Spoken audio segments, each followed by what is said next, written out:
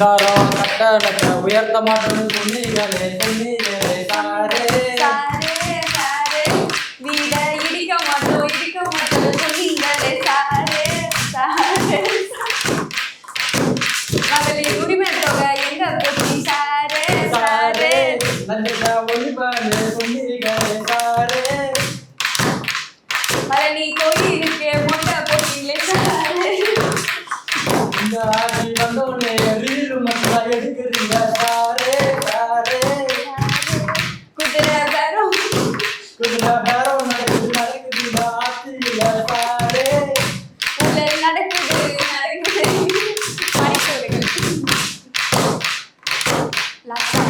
BJP எதிர்ப்புதானே எங்க போச்சு சாரே சாரே சொன்னீங்களே சாரே சாரே அப்படின்னு எல்லாத்தையும் சொன்னாங்க. ஆமா. ஆனா இதே மாதிரி தமிழ்நாட்டு மக்கள் தாளம் போட்டுதான் உட்காந்து சொன்னாங்க. 60 நாள் ஆச்சு அப்படியே 30 செகண்ட்ல கொண்டு வந்தீங்க அப்படியே. ஏன் இவ்வளவு உயரமா இருக்கீங்க அந்த பக்கம் கங்கா தெரிய மாட்டேங்குது, வெளிச்சமே எவ்வளவு தெரியுது. அதாவது 60 நாள் ஆட்சிய 60 செகண்ட்ல தனியா சிரிக்கிறாங்க. எங்கள் சேவை உங்களுக்கு பிடித்திருந்தால் லைக் ஷேர் பண்ணுங்க. எங்களுக்கு உதவணும்னு நினைச்சா பக்கத்துல இருக்க QR கோட் மூலமா உதவி செய்யுங்க. சரி தம்பி, எங்க பேப்பர் இல்லாம வந்திருக்கீங்க எல்லாரும்? எங்க டிஜிட்டல் மயத்துக்கு மாறிட்டோம். உங்களுக்கு ஒரு விஷயம் தெரியுமா? என்னது? இந்திய வரலாறுலயே தமிழ்நாட்டிலேயே முதல் முறையாக ஒரு முதலமைச்சர் எஸ்சி ஹாஸ்டல்ல நேர்ல போய் ஆய்வு செஞ்சது விஜய் மட்டும்தான். ஆமாமா, ஸ்டாலின் போனாச்சுல, அது முதல் முறை. போனாச்சில முதல், அதாவது இந்த மாதிரி சம்பவம் நடக்கிறது இதுதான் முதல் முறை. ஏற்கனவே நடந்திருக்கானா? ஆனா இதான் முதல் முறை, இதான் ஃபர்ஸ்ட். அப்புறம் அந்த ஹாஸ்டலுக்கு பேரை மாத்தினாங்களா? ஏன்னா அந்த துறைக்கு மட்டும் பேரை மாத்தினாங்க. ஆதி திராவிட நலத்துறை அந்த பேரை மாத்தினாங்களா? இப்ப ஹாஸ்டலுக்கு அதே பேர் தான் வச்சிருப்பாங்களா இல்ல சமூக பேர் மாத்தினாங்க? ஆனா சோறு மாத்தலையா? விஜய்கிட்டே கம்ப்ளைண்ட் கொடுத்தாங்க. விஜய்கிட்டே கம்ப்ளைண்ட் கொடுத்தாங்க. அது இல்ல அது இன்னும் சொல்லியிருந்தாரு 5 நாள் நல்லா இருந்துச்சு, அதுக்கப்புறம் நல்லா இல்ல. இப்ப நான் சொல்லுவேன், நீங்க அவர் ரியாக்ஷன் மட்டும் கொடுங்க. அவர் ரியாக்ஷன் சரிங்க. சோறு நல்லா இல்லை, தண்ணி நல்லா இல்லை, ரெஸ்ட் ரூம் நல்லா இல்லை, அடிப்படை வசதி எதுவுமே இல்லை, போயிட்டு வர முடியல, பெட் நல்லா இல்லை சார், ஃபேன் ஓடல சார், கரண்ட் இல்லை சார், அது இல்லை சார், இது இல்லை சார், எதுவும் வாழவே முடியல சார். என்ன சரி, இது நீங்க கேக்கு இந்த மூஞ்சி ரியாக்ஷன் நீங்க அப்சர்வ் பண்றீங்களா? அப்படியே இருக்கு. இந்த பாண்டுரங்கன் படத்துல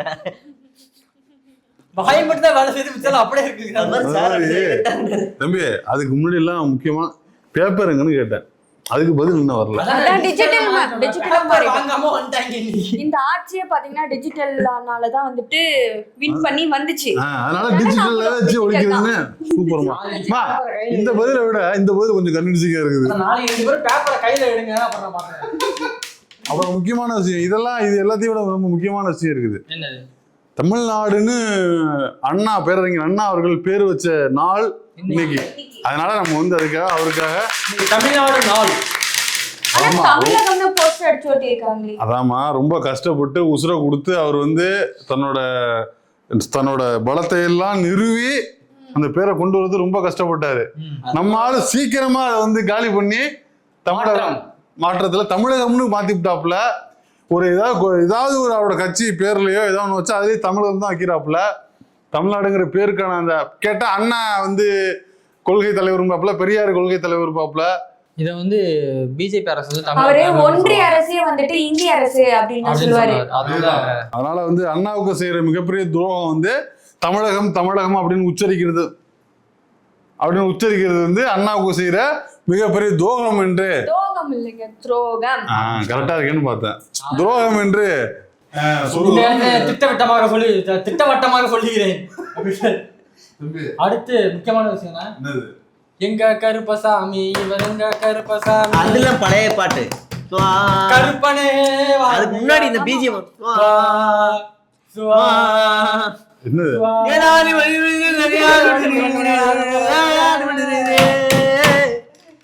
ஐயா கருப்பரே வாருங்கய்யா அப்படின்ட்டு புஷியானந்த் அவர்களை கருப்பசாமியாவே உருமாறி ஒரு எங்க வேட்டை நான் ஏங்க ஏதோ சும்மா எடிட் பண்ணி போட்டுட்டாங்க போல இவரை கலாய்க்கிறதுக்குன்னு நினைச்சேன். ஆனா இவரே அது ஒரிஜினலா உருவ கேள்வி பண்றீங்களா? உருவை கேள்வி இல்லைங்க. உழைச்சு கொடுத்து இந்த ஒரு நிமிஷம் உருவை கேள்வியா இல்லைன்னு நான் காட்டுறேன். என்னது? யாரு பண்ணது? எதுக்கு பண்ணது? பார்த்துட்டு பேசுனேன். இல்லைண்ணே, இப்ப கருப்பசாமியை வர வைக்கணும் அப்படின்னா அந்த படத்துல வந்து நல்ல மிளகாவை, சிகப்பு மிளகாவை அரைச்சு மூஞ்சில அப்படி இப்படி எடுத்தா கருப்பசாமி கோபம் வருவாரு. இப்ப நம்ம குசியானதுக்கு அந்த மாதிரி தான் செய்வாங்க. ஏங்க இவர் வந்து அவர் ஃப்ரெண்டோட வழியை வந்து இது பண்றாங்க. பாண்டிச்சேரியில வந்து ரங்கசாமி அவர்களை என்னென்னமோ மாதிரிலாம் போஸ்ட் அடிச்சு ஒட்டுவாங்க. அதே மாதிரி இங்கேயும் கொண்டு வராங்க. நல்லா பாராட்டிருக்காங்க ஒரு பக்கம். இன்னொரு பக்கம் ரொம்ப பண்ணிருக்க போது மாவட்ட நீதிமன்றங்களில் அரசு வழக்கறிஞர் நியமனத்தில் முறைகேடு நடந்ததாக அமைச்சர் ஆனந்த் மீது வழக்கு தொடர்ந்த ஞான சௌந்தரி தமிழக வெற்றி கழகத்தில் இருந்து நீக்கம். அதாவது கட்சிக்குள்ள இருந்துகிட்டே அவங்க புசியானந்த் மேலேயே கேஸ் போடுறான். நீ விஜய் மேல கூட கேஸ் போடலாம், நீங்க வந்து இருந்துடலாம் அந்த கட்சியில. செய்தி வந்து அவர் ஒழுக்கமா பார்க்கலன்னு நினைக்கிறேன். அக்கா விஜயும் குஷியானும் சேர்த்து அந்த வழக்குல போட்டாங்க. நேத்து வந்து நீதிபதி வந்து அந்த வழக்குல இருந்து விஜயோட பேரையும் புசியானந்த் பேரையும் நீக்கிறாரு. இன்னைக்கு காலைல அக்காவை கட்சியில இருந்து நீக்கிறாரு. இதெல்லாம் இந்த பஞ்சு அக்கா போயிட்டு சொல்லியிருக்காங்க, தலைவரே ஊழல் நடக்குது, தலைவரே வழக்கறிஞர் நியமனத்துல ஊழல் நடக்குது அப்படின்னு. புசியானந்த் இனாமா சொல்ற ஊழல் நடக்குதா, எவன்டாவன் அப்படின்னு ஒரு எக்ஸ்பெக்டேஷன் இருந்துச்சு. எவனோ ஒருத்தன் காசு வாங்க போறான்னு அவங்ககிட்ட அவனை போய் நடவடிக்கை எடுப்பாங்கன்னா கம்ப்ளைண்ட் தரே நீ நடக்கிறது. ஜனநாயகம் இதுதான். ஜனநாயகம் இது இல்ல 23ஆம் தேதி வருது.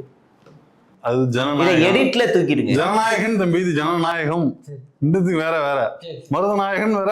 இதெல்லாம் விளக்கம் கொடுக்க வேண்டிய அவசியம். சீக்கிரம் வந்து சொல்லியிருக்காரு, ஜனநாயகனை கொண்டாட உத்தரவு. முதல்வர் நடித்த கடைசி திரைப்படம் என்பதால் தங்களது பகுதிகளில் உள்ள தப்பு டெய்லி நடிச்சுதான் இது நல்ல காமெடி. அதுல சிரிச்சவங்க லைக் போடுங்க. திரையில நடிக்கிறது வேற, தரையில நடிக்கிறது. இப்ப பண்ணிட்டு திரைப்படம், இது திரைப்படம். வரைபடம் எப்போ? வரைபடம் கட்சியில இருக்குது தம்பி, கட்டாமல்ல. சரி, தங்களது பகுதிகளில் உள்ள திரையரங்குகளை கட்சியின் வழிகாட்டுதலின்படி சிறப்பாக அலங்கரித்து ரசிகர்கள் மற்றும் பொதுமக்கள் மிகுந்த உற்சாகத்துடன் திரைப்படத்தை காணும் வகையில் இப்படத்தின் வெளியீட்டை ஒரு பிரம்மாண்ட திருவிழா போல கொண்டாடுமாறு அன்புடன் கேட்டுக்கொள்கிறேன்.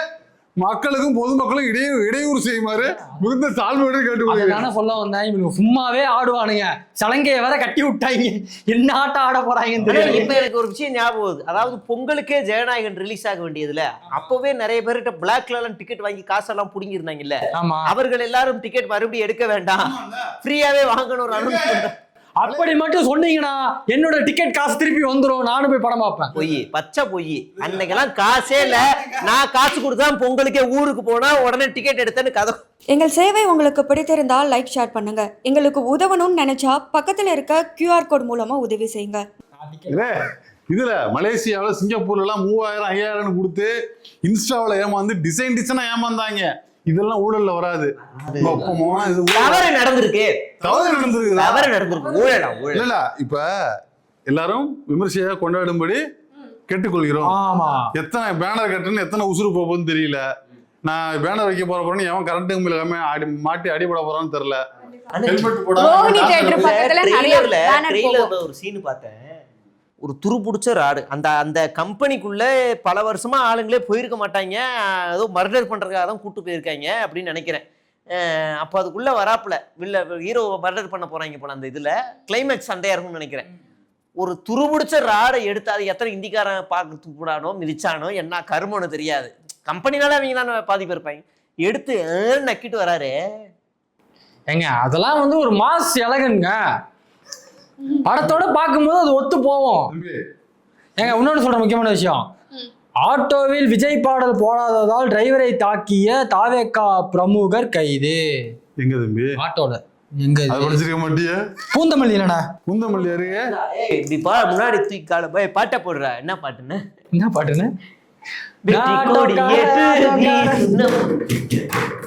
அவர் ஆட்டோக்காரன் பாட்டை போட்டிருப்பாரு. நீ எப்படி அவர் பாட்டை போடலாம் அப்படின்ட்டு. அடுத்து இந்த அரசியல்வாதிகள் யாரு நல்லா பாட்டு பாடுவா? அரசியல்வாதிகள்ல வந்து அண்ணனை தாண்டி யாரா ஜெயக்குமார் பாட மாட்டாரா? எனக்கு ஒரு மகன் பிறப்பா என்ன அவர் எம்ஜிஆர் பாட்டு எவ்வளவு பாடி இருக்காரு. நெஞ்சுண்டு, நான் நெஞ்சுண்டு, ஓடி ராஜா. ரோட்டுல தான் ஹொய்யா மெயின் ரோட்டுல தான் ஹொய்யா அப்படிலாம் பாட்டு போடுவாருங்க. ஏங்க அப்படி ஒரு பாட்டு இருக்குங்க, நல்லா இருக்குங்க அந்த பாட்டு. பிள்ளைக்கு தந்தை ஒருவன். எத்தனையோ பாட்டு எங்கன்னு ஜெயக்குமார் பாடுவார். இல்ல சீமானோட ஃபெமிலியர் பாட்டுன்னு இது. வட்ட வட்ட பாறையிலே மனதிலே இடையிலே வந்தவளே வந்தவளே உங்க ரசிகர்கள் வந்துட்டு நீங்க பாடினாதான் கமெண்ட்ல நல்லா தெரிக்க விட்டுறாங்க கமெண்ட். நம்ம பசங்க நல்லா பாடுறாங்க. நான் வந்து ரோசா பூ இது தேவால வராது, காப்பிரைட்ஸ் அடிச்சிருவாங்க. எஸ் ராஜகுமார் பரவாயில்ல, அவன கிடையாது. எம்பேரே உம்பேரே சொல்லும் ரோசா பூ மனசெல்லாம் பந்தலி. என்ன புரியல?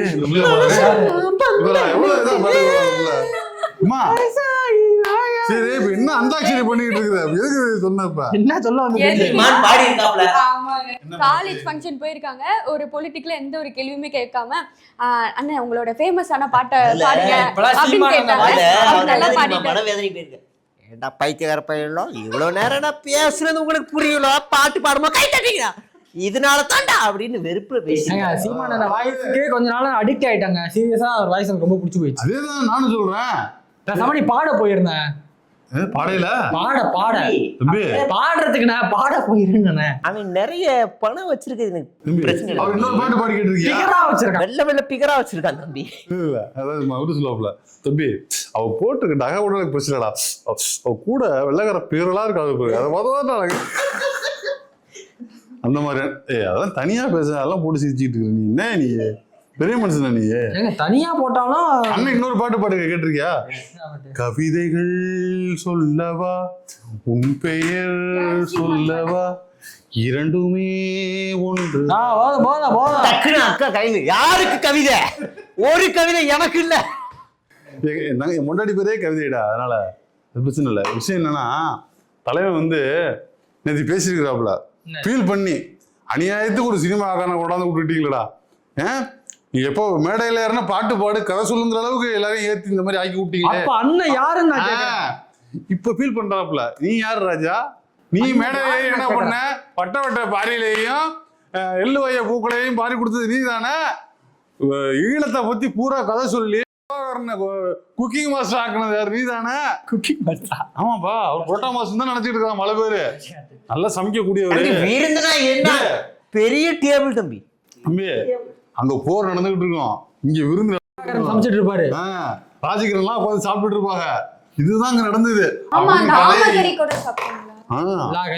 கதையும் பாட்டுகளும் ட்வீட்டுகளும் சொல்லி கொடுத்தது நீ தானே. அதனால ஃபீல் பண்ண தேவையில்லை. அடுத்து பார்த்தோம் அப்படின்னா கொரோனா திரும்பவும் வருதான் ஆந்திரால. போ சொல்லுமா, டைம் இல்ல, போ சொல்லு. போயிட்டு அடுத்த வருஷம் நாளைக்கு பாறேன்.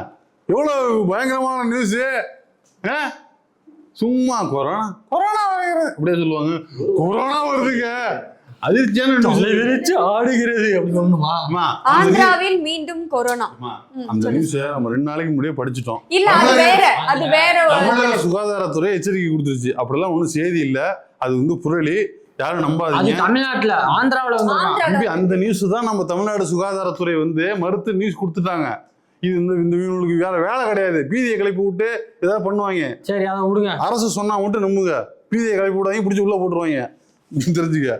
அதுவும் ஜேர்னலிஸ்ட்லாம் இப்போ ரொம்ப சுவாரஸ்யமா இருக்கிறாங்களாம். ஜேர்னலிஸ்டா பிடிச்சி உள்ள போடுறாங்க. இப்போ அந்த ஓமந்தூர் ஹாஸ்பிட்டல் இருக்குல்ல, அரசு ஹாஸ்பிட்டல் ஓமந்தூர், அங்க வந்து ஸ்கேன் எடுக்கிற அந்த மிஷினுக்கு மேல ஒரு டிவியை வச்சு அதுல கில்லி படத்தை போட்டு விட்டுருக்காங்க. போட்டுட்டு ஸ்கேன் எடுக்கும்போது கில்லி படத்தை பார்த்துக்கிட்டே ஸ்கேன் எடுக்கலான்ட்டு. இப்ப எனக்கு என்னன்னா அது ஒரு புது திட்டமா, ஸ்கேன்ல ஆபரேஷன் ஸ்கேன் தான் போட்டு. தம்பி தவறான தகவலை பண்ணாதீங்க.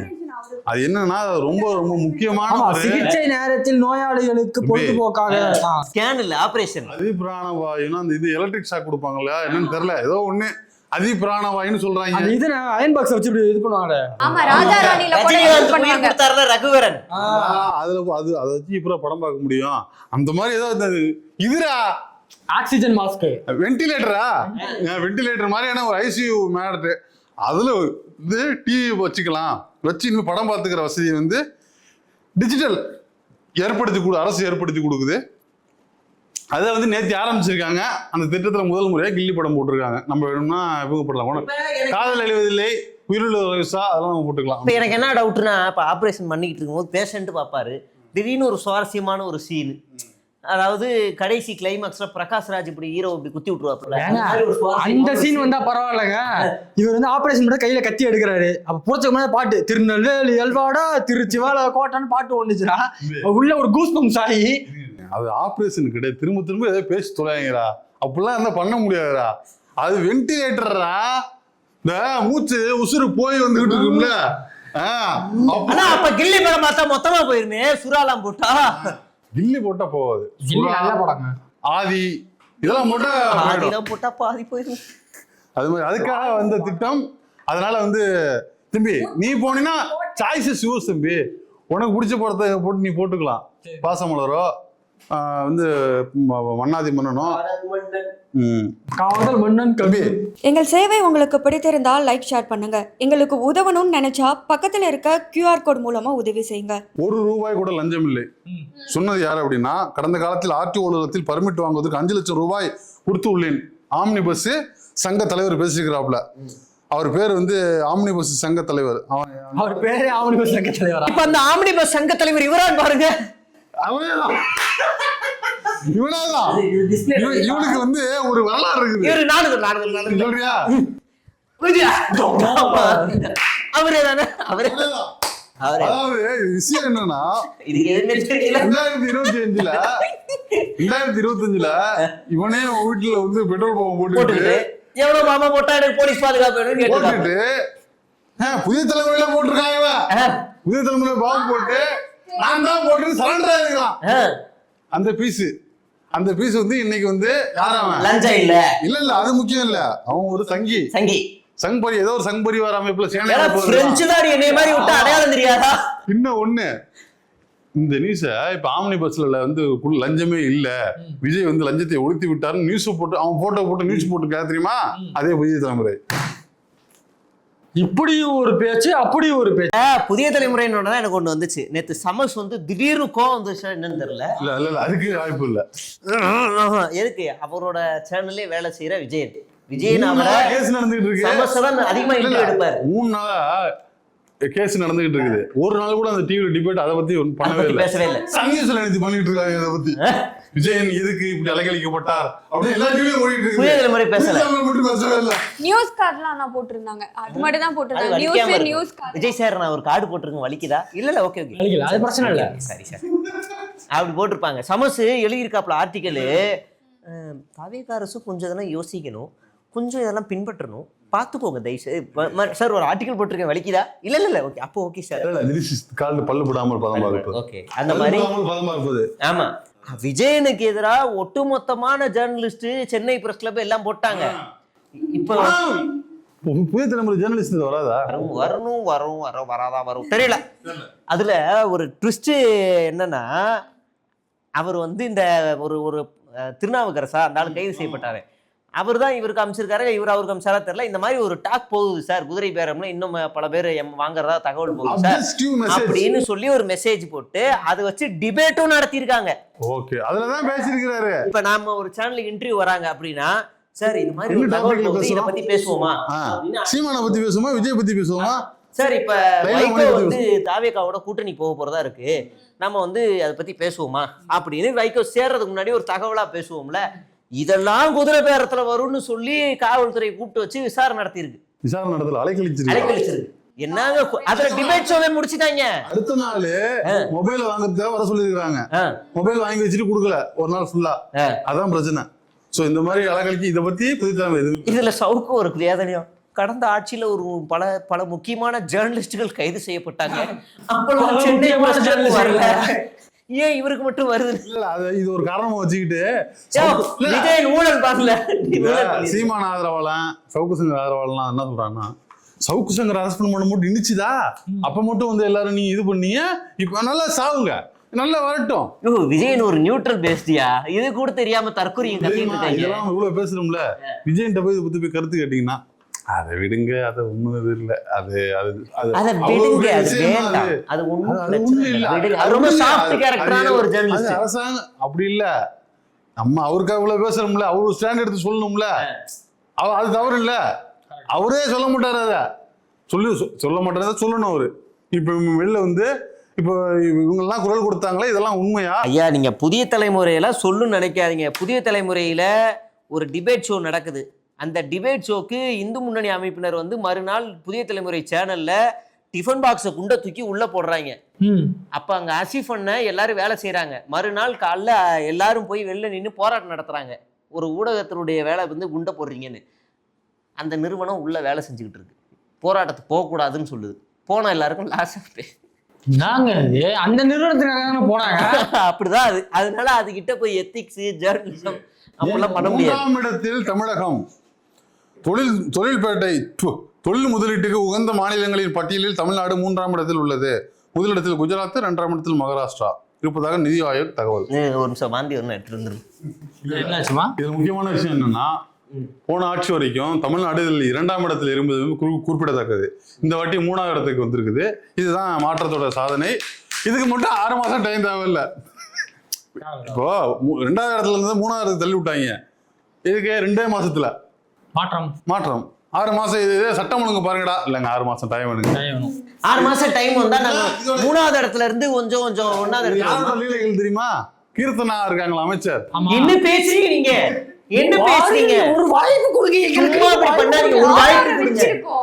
அந்த அம்மா பல ஷார்ட் போட்டு நம்மள்ட்ட கேள்வி கேட்டோம். என்னங்க அந்த ஊருக்கு போயிட்டு ஆந்திராவுக்கு போயிட்டுங்கிறாங்க. சார் நீங்க சிஎம் கேட்டுக்கு அப்படின்னது, பல முதலீடுகளை விட்டது. அந்த அம்மா விட்டது சிஎம் கேட்டுக்கன்னா ஏற்பாடு பண்றீங்களா பிரஸ் மீட்டுக்கு?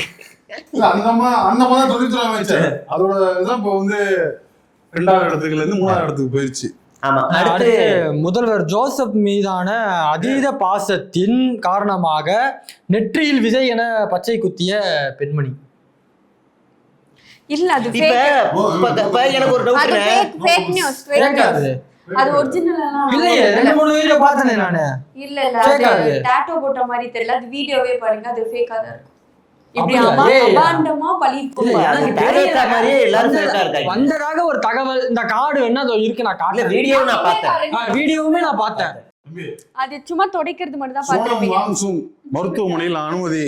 டெல்லியில் 21வது நாளாக உண்ணாவிரதம் இருந்த சோனம் வாங்சுக் மருத்துவமனையில அனுமதி இல்ல, வலுக்கட்டாயமாக அனுமதி. அப்படியா? அவர் உண்ணாவிரத்துல இருந்தாரு. அவரை வலுக்கட்டாயமா தூக்கிட்டு போய் ஆஸ்பத்திரியில விட்டு வந்தாங்க. என்ன காரணம்? ஏன் அவர் சாப்பிட இல்ல, அவர் இன்னும் 2 நாள் போயிடுச்சுன்னா அவரோட உடல்நிலை வந்து ரொம்ப கவலைக்கிடமா போயிடும் அப்படின்னு சொல்லியிருக்காங்க. ஏன்னா அவர் வெறும் தண்ணியும் உப்பு மட்டும்தான் சாப்பிட்றதாவே எடுத்துக்கிட்டாரு. எதுவுமே ஃபுட்டே எடுத்துக்க கிடையாது அவரு. அதனால டாக்டர் எவ்வளவு சொன்னாலுமே அவர் எதுவுமே கேட்கல. இந்தியாவில் 30 கோடி பேர் நைட்ல சாப்பாடு இல்லாம சாப்பாடு எல்லாம் படுக்கிறாங்க. அதனால அவர் ஒன்றும் 20 நாள் இருக்கிறது ஒன்றும் பெரிய பிரச்சனை இல்லை அப்படின்னு இந்த கவர்மெண்ட் கடந்து போகலாம் போயிடலாம் இல்லையா? 30 கோடி பேர் நைட்ல சாப்பாடு இல்லாம இருக்கிறாங்க. இதனால ஒருத்தர் தானே, இதுக்காக நம்ம சஃபர் பண்ண முடியாது. நம்ம 30 கோடி பேர் அதான் நம்ம பார்க்க முடியும் அப்படின்னு போயிடுவாங்க. இன்னொரு விஷயம், அந்த வாங்சுங்க வந்து யாரெல்லாம் போய் பார்க்கல, அவர் வந்து ஒரு மிகப்பெரிய போராட்டம் பண்றாரு. ஏன்னா ஒன்றிய கல்வி அமைச்சர் என்ன பிரதான், தர்மேந்திர பிரதான், அவர் வந்து பதவி நீட்டு வந்து மோசடி நடந்திருக்குது, பல இடங்கள்ல மோசடி, ராஜினாமா பண்ணணும், அவர் ராஜினாமா பண்ணணும் தான் அவர் வந்து ஒன்றிய அரசை எதிர்த்து வந்து உண்ணாவிரதம் இருக்காரு. இந்த உண்ணாவிரத போராட்டத்துக்கு எல்லாருமே ஆதரவு கொடுக்குறாங்க. திமுக சார்பா ஆராசா போய் பாக்குறாரு, எல்லா கட்சிகளும் ஆதரவு. போய் பார்க்காத கட்சிகள் யார் அப்படின்னா தாவேகா, அவரை இன்ஸ்பிரேஷனா எடுத்து அதிமுக, இந்த மாதிரி கட்சிகள் போய் பார்க்கலங்கிறது. அண்ணமலரா நாம் தமிழர் அவர் தமிழ் தேசியமியா இங்க போராட்டம் நடத்துது. ஆக்சுவலா இவரை இன்ஸ்பிரேஷனா எடுத்துதான் வந்துட்டு நண்பன் படத்தையுமே எடுத்தாங்க. சோ நண்பன் படத்துல நடித்த, ஆமா நண்பன் படத்துல அந்த கேரக்டர் சரிங்களா. இப்போ விஜயும் வந்துட்டு அதேதான். ஸோ விஜயும் வந்துட்டு அவர் சைட்ல இருந்து ஆதரவு தரல, சப்போர்ட் பண்ணல. இதே மாதிரி 3 Idiot படத்துல நடிச்சாங்களா, அதுல 3 பேருமே தரல. அதுல ஒருத்தர் மட்டும் வந்துட்டு இவருக்காக சப்போர்ட் பண்ணி ஒரு அதிமுக, விசிக, மதிமுக இவங்க 5 பேரும் போய் அவரை பார்க்கல, ஆதரவு கொடுக்கல என்பது ஒரு கூடுதல் தகவலாக நம்ம வந்து சொல்லிட்டு, விளையாட்டு வீராங்கனைக்கு பாலியல் தொல்லை கொடுத்த மத்திய விளையாட்டுத்துறை அமைச்சர் அவங்களை எதிர்த்து அவ்வளவு நாள் போராட்டம், எந்த நடவடிக்கை எடுக்கல. வேளாண் திருத்த மசோதா சட்டத்துக்கு எதிராக 1.5 வருஷம் போராட்டம், அப்பவும் எந்த அமைச்சர் மேலேயும் எந்த நடவடிக்கை எடுக்கல. இப்ப இது மேலேயும் நடவடிக்கை எடுக்கல. ஒரே மாதிரி இருக்கு, கரெக்டா நியூட்ரலா இருக்கிறாங்க. நியூட்ரலா தான் இருக்காங்க. நீங்க சொல்றதுக்கெல்லாம் அங்க வந்து எடுக்க முடியாது, நடவடிக்கை எடுக்க முடியாது. சரி, அடுத்து வந்து சொல்லுங்க. செம்ம மேட்ரு. மூணாவது அதாவது பீஃப். இந்த பீஃப் இருக்குல்ல, நல்ல நெய்யை வச்சு அத பெரிய கடாயில. தாஸ்மாகான் பொருட்டு தாசமாகான் அங்க நல்லா இருக்கும். யார் மகன்? தங்கமகன். ராயப்பேட்டை. ஏதோ ஒண்ணுயா, எல்லா இடத்துலயும் கிடைக்குமியா. அதுல தாஸ்மகான் போனீங்கன்னா ஒரு பெரிய கடாயில அப்படி எண்ணெயை தழும்ப அப்படி சின்ன சின்னதா வெட்டி அதை நல்லா கிரேவி போட்டு இடியாப்பத்து உள்ள அப்படி வச்சு இப்படி மடிச்சு கொடுத்தா அப்படி வாயில வச்சோம்னா போனா பன்னீர் மாதிரி கரையும் இல்லையா. ஒரு 3-4 மணிக்கு பீஃப் சீஸ் நல்லா இருக்கும், பீஃப் ஃபால் நல்லா இருக்கும். ஃபால்னு சொல்றாங்க. நான் கேட்கல வந்துட்டேன். இந்த டைட்டில் பார்க்கு இவர் பாலாமா பால் ஐடி கம்பெனி ஓஎம்ஆர் ஏசிஆர் சைடில் இருக்க ஐடி கம்பெனி பசங்கள்லாம் நைட் ஷிஃப்ட் முடிச்சுட்டு கேபை கேன்சல் பண்ணிட்டு ஓன் வெஹிக்கிள் வச்சு கேப் கேன்சல் பண்ணிட்டு இங்கே வந்துருவாங்க. வந்து 4 மணி 5 மணிக்கு ஒரு அண்டா பிரியாணி 3 அண்டா பிரியாணி காலியாகும். ஓட்டேரி புளியந்தோப்பு இங்க எல்லாம் அவ்வளோ ஃபேமஸான இடம் தான் வட சென்னை. பீஃபுக்குன்னே ஃபேமஸான இடம். அந்த இடத்துல ஒரு சங்கி பைய உள்ள வந்து இது என்ன எனக்கு வேணும்னு கேட்டாப்லையா? எனக்கு வேணும் கேட்கல. 12 மணிக்கு கதவு தட்டி லைசன்ஸ் கொடு, நீ கண்ணையோ புண்ணையோ பசுவோ கொசுவோ கட்டி இருக்கேன்றான். கேட்டான்னா கேட்டா லைசன்ஸ் எடுத்து காட்டுங்க. அவன் யார் கேட்டுருவேன் நானு. லைசன்ஸ் கேட்க வேண்டியது யாரு? ஃபுட் சேஃப்டி டிபார்ட்மெண்ட்ல கேட்டா பிரச்சனை இல்ல. புருஷன் லைசன்ஸ் கேட்க வேண்டியது மாநகராட்சி அதிகாரிகள், அவங்க கண்ட்ரோல்ல இருக்க. பொதுமக்கள் எது கேட்கணும்? பொதுமக்கள் கம்ப்ளைண்ட் கொடுக்கணும்.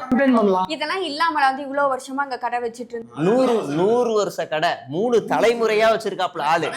கறிக்கடை 100 வருஷம் வச்சிருக்காங்க. உள்ளதானே இருக்காரு. தலைமுறையா வச்சிருக்காங்க. 100 வருஷம் ஹோட்டல்னா பெருமை போடுறீங்களா? 100 வருஷம் கறிக்கடைனா பெருமை போடுறோம். இருக்கிறதுலே சென்சிட்டிவான இஷ்யூ மாட்டுருச்சு. அப்படி அதுல ஒருத்தர் 100 வருஷமா அப்படியே மெயின் ரோட்லயே இருக்கும் அந்த கடை. அந்த கடை யாரையாவது பசு வெட்டுவானா இல்ல வந்து கண்ணுக்குட்டியை வெட்டுவானா? அறிவு வேணா? அந்த கண்ணு நீ 12 மணிக்கு வீட்டுக்குள்ள குழந்தை மனைவியோட தூங்கிட்டு இருக்க. கரெக்ட்லி 11:45 தட்டி அவர் திறந்த உடனே சங்கி வாடை அடிச்சிருக்கு. கதவு சாத்திட்டு விடுச்சு. வெளியே போடா. நானா இருந்தேன்னு வச்சுக்கோங்களேன், அப்ப எட்டி மிதிச்சிருவோம். வெளியே போட, நாளைக்கு வாடா கறி இல்லை அப்படின்னு. அப்ப அவர் திறந்த உடனே லைசன்ஸ் கொடு, நீ கண்ணை வெட்டுற பசு வெட்டுற அப்படின்னு மிரட்டி இருக்காப்ல. வேண்டாம், காமெடி வேணாம், காமெடி வேணாம். போலாம். இவரு ஒரு என்ன இல்லை, அவர் ரொம்ப சாஃப்டான ஆளு, பேர் அலி. இல்லைங்க நீங்க யாருங்க என்னங்க அப்படின்னு சாஃப்டாவே சொல்லிருக்காரு. பக்கத்து வீட்டில் இருக்கவங்க எல்லாம் சும்மா இருப்பாங்களா? என்ன நம்ம பாய் வீட்டில் ஏதோ பஞ்சாயத்து மாதிரி இருக்கு, காவியா எல்லாம் தெரியுதே, என்ன வந்திருக்காங்க என்னன்னு போய் பார்த்தா கட்டையை கொடுத்துருக்காங்கன்னு தெரிஞ்சிருச்சு. ஒட்டுமொத்த ஊர் மக்களும் வந்து இந்த 4 சங்கிகளை புடிச்சிட்டாங்க. எல்லாம் இந்துக்களும் இருக்காங்க. தமிழ்நாடு இந்துக்களும் இருக்காங்களா? இந்துக்களும் இருக்காங்க. சப்போர்ட் பண்றாங்க. ஆமா, அந்த என்ன ஊரு இது? அதுதான் பிரச்சனையே. இந்நேரம் முஸ்லீம் மட்டும் வந்திருந்தாங்கன்னா இந்த இந்த ஆளு இந்து வெறி பிடிச்ச நாள் இருக்காங்க. அன்னைக்கு ராத்திரி வந்து சிஎஸ்ஆர் எல்லாம் போட முடியாது. அவரை அந்த போலீஸ் என்ன பண்ணிருக்கு, சார் நீங்க வீட்டுக்கு போங்க சார், அந்த 4 சங்கிகளை பாதுகாப்பா அனுப்பி வைக்கிறாப்ல. டக்குன்னு முஸ்லீமே இந்துக்கள்லாம் சேர்ந்து அந்த வண்டியை பிடிச்சி, எங்கேயா போற நிப்பாட்டியா, நீ என்ன அரெஸ்ட் பண்ணுங்க, என்னங்க பாதுகாப்பா அனுப்பி வைக்கிறீங்கன்னா, சிஎஸ்ஆர் அன்னைக்கு நைட்டும் போடல, காலையில போனா சிஎஸ் சர்வர்ஸ் பிஸியா இருக்குன்னு மதியான சிஎஸ்ஆர் போடுறது. எஃப்ஐஆர் போடுங்கன்னா இந்த சம்பவம் நடந்ததா என்பதை நாங்கள் அந்த சங்கி சார் கிட்ட கேட்டுக்கிட்டு அப்புறமா எஃப்ஐஆர் போடுவாராம். ஒட்டுமொத்த ஊரே கம்ப்ளைண்ட் பண்ணுது ஒரு 4 சங்கி. அந்த சங்கிக்கும் அந்த ஊருக்கும் சம்பந்தமே இல்லை. என்ன சொல்றீங்க?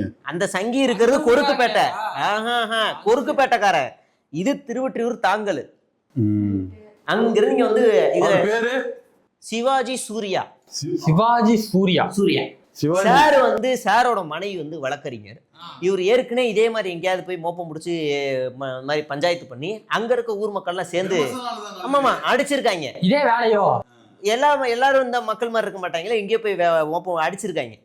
உடனே இந்துக்களுக்கு பாதுகாப்பு இல்லை, எனக்கு வந்து இது இல்லை அப்படின்ட்டு போலீஸ் துப்பாக்கி ஏந்திய போலீஸை பாதுகாப்பு கூட வச்சுக்கிட்டாரு. ஒரு 6 மாசத்துக்கு முன்னாடி அந்த துப்பாக்கி ஏந்திய போலீஸும் கேன்சல் ஆயிடுச்சு. உனக்கு ஒண்ணுமே இல்லை, நீ நல்லா தான் இருக்க, வர போற திங்கிற ரோட்டு கடையில கூட திங்கிறப்பா அப்படின்னு போலீஸ்காரங்க விட்டு போயிட்டாங்க போல இருக்கு. அதுக்கப்புறமா மறுபடியும் ஒரு 2 வாரத்துக்கு முன்னாடி, பக்ரீதா 2 வாரத்துக்கு முன்னாடி ஒரு ஏரியாவில் போயிட்டு மாட்டை பிடிச்சினீன்னா மாட்டை விட்டுற அப்படின்னா அந்த மாட்டை கொண்டு போய் மாநகராட்சியில் ஒப்படைச்சிருக்காப்புல. அது பர்மிஷன் வாங்கின மாடு. மாநகராட்சி என்ன பண்ணியிருக்குன்னா அப்படியா அப்படின்னு வாங்கி வச்சுக்கிச்சு. மாநகராட்சி என்ன செஞ்சுருக்கணும், எங்கே இருந்து எடுத்துகிட்டு வந்த அந்த ஆளுக்கு இதுக்கு லைசன்ஸ் இருக்கா, இது கரெக்டாக இருக்கான்னு வாங்கிட்டு நீ யாரியா சங்கி வேஷம் இதை நாங்கள் பார்த்துக்கிறோன்னு அடிச்சு இந்த ஆளை விரட்டி இருக்கணும். ஆனால் மாட்டை வாங்கி வச்சுக்கிச்சு. அப்புறமா இவர் போய் அந்த மாட்டை வாங்கிட்டு இந்த சங்கிக்கு 30,000 ரூபா மிரட்டி வாங்கிட்டு போயிருக்காங்க அந்த சங்கி. அப்பயும் போலீஸ் பாதுகாப்பு தொழிலா பண்ணிருக்காரு. இப்ப ராத்திரியில நம்மளை அடிச்சாதான் இங்க வெளியில யாருக்கும் தெரியாதுங்கிறதுக்காக இந்த ராத்திரியில முஸ்லீம் வீட்டுக்குள்ள போயிருக்காங்க. நம்ம நல்லா பொட்டு வச்ச குங்க பொட்டு வச்ச பெண்கள் எல்லாரும் ஒண்ணு திரண்டாங்க நைட்ல. இவங்க வராங்க, என்னது அதுதான் போலீஸ் இப்ப பிரச்சனை. என்ன இந்து பெண்கள்லாம் வராங்க, பீஃப் எல்லாம் நீங்க சாப்பிடுவீங்களே? நான் பீஃப் மட்டும் இல்லடா, பீஃப் சுக்கா, பீஃப் லெக் பீஸ், வால் சூப் எல்லாத்தையும். ஒரு பெருமை வந்து மாட்டை தானே வெட்டுறாங்க, உன்னையே வெட்டுறாங்க, உன்னையே வெட்டிருக்கணும் போக பேசாம அப்படிங்குது. அதுல மிரண்டு ஓடிட்டாங்க. அதனால அந்த கடைசியில வட சென்னைக்கே வராங்க பாத்தீங்களா. ரஞ்சித் அண்ணே விட்டுறாதீங்கண்ணே, ஒரு பீஸ் திருவிழாவை நடத்தி விடுங்க தம்பி. அடுத்த அண்ணா நான் ஒரு செய்தி சொல்லிடுறேன். நம்ம ஸ்கூல் ஆனுவல் டே தான் நடக்கும். அங்க என்னென்ன மாதிரி வேஷம்லாம் போட்டு பேசி இது வரைக்கும் பாத்துருக்கீங்க? பாரதியார் போடுவாங்க, காந்தி போடுவாங்க, காமராஜர் போடுவாங்க. காமராஜர் இப்ப விஜய் வேஷம் போட ஆரம்பிச்சிருப்பாங்களே. எப்படி விஜய் வேஷம் போட்டது பிரச்சனை இல்லைன்னா என்ன ஸ்பீச்சுங்கிறது தான் நம்ம பேசணும். இன்னும் ஸ்பீச்சே பண்ண மாட்டாப்ல. அவர்தான் பிரச்சாரத்துல பேசினா அதே ஸ்பீச்சை குழந்தைகளை வச்சு ஸ்கூல்ல பேச வச்சிருக்காங்க. அரசியல் இல்ல ஏதாவது என் வாயில வந்துற போது நல்லா வருது, வாயில நல்லா வருது. இதை கேட்டுருவோம், அதை கேட்டுருவோம்.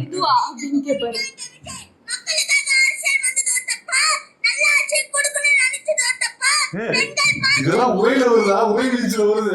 ஐயோ என்னடா இது, நாசமா போகுது நாடு, எரிச்சலாகுது. அவ்வளவுதான். அந்த குழந்தை வாழ்க்கை என்னங்க ஆகும்? நாடு இல்ல ஒண்ணும் பண்ண முடியாது தம்பி. விஜய் முதலமைச்சராக இருந்தா இதெல்லாம் நடக்கத்தான் செய்யும். ஸ்கூலுக்குள்ள முதலமைச்சராக ஆயிட்டாரு, அதனால இதெல்லாம் ஒண்ணும் கிடையாது. இல்லடா, ஸ்கூலுக்குள்ள விஜய் பேசுற லைவ் டெலிகாஸ்ட் பண்றாங்க. ஸ்கூலுக்குள்ள குழந்தைகளை கெட்ட போட்டு வச்சு அவருக்கு என்னென்ன கருத்துக்களை பேசணும்னே தெரியாம, அது என்னன்னே தெரியாம அந்த குழந்தைக்கு சொல்லி கொடுத்து அந்த குழந்தை பேசுது.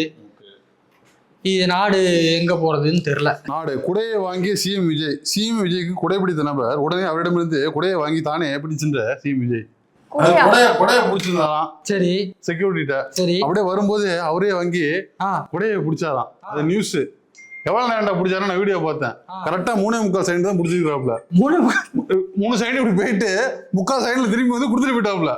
அது எப்படி 3/4 செகண்ட் நீங்க அந்த வினாடியை கணக்கிட்டீர்கள்? நான் பார்த்தேன்ல. அது ஓகே, நீங்க பார்த்தீர்கள். நான் என்ன கேட்கிறேன் என்றால் சத்யா அவர்கள் நல்லா புரிஞ்சுக்கோங்க, அந்த 3/4 செகண்டை எப்படி துல்லியமாக கணித்தீர்கள்? நான் 1.5 ஸ்பீடு கம்மியாக வைத்து பார்த்தேன். அதாவது 1.5 வைத்தா கூட அது ஆவரேஜ் நார்மல் தான். நீங்க 0.25 தான் ஸ்லோ மோஷன். அது எப்படி உங்களால கணிக்க முடிந்தது? அதான் தம்பி, நம்ம ஃபோர் இருக்கு, நம்ம ஜெர்னலிஸ்ட். சிறிய இடைவெளிக்கு பிறகு சுவாரஸ்யமாக போய்கிட்டு இருக்கின்ற விவாதத்தை இது தொடருவோம்.